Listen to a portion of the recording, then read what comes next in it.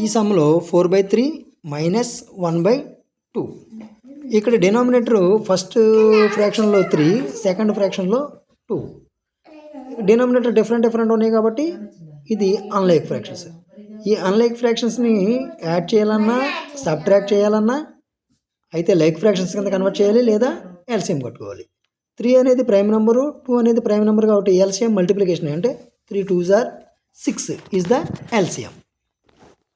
ఇప్పుడు denominator 3తో 6ని divide చేయాలి. 3 6లో 2 times. So 2 into ఈ న్యూమరేటర్ 4 రాస్తే మధ్యలో మైనస్ ఉంది. నెక్స్ట్ ఈ 2 6లో 3 టైమ్స్ పోతుంది. సో 3 ఇంటూ పైన ఉన్న న్యూమరేటర్ 1 చూడండి. అంటే 2 ఇంటూ 4 మైనస్ 3 ఇంటూ 1. 2 ఇంటూ 4 ముందు మల్టిప్లికేషన్ చేయాలి, తర్వాత సబ్ట్రాక్షన్ చేయాలి డిమాస్ ప్రకారం.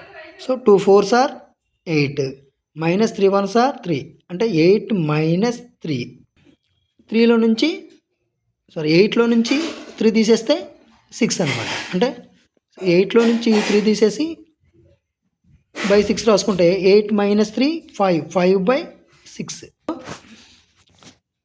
ఇప్పుడు 4/3 మైనస్ 1/2 వాల్యూ ఎంత అంటే 5/6.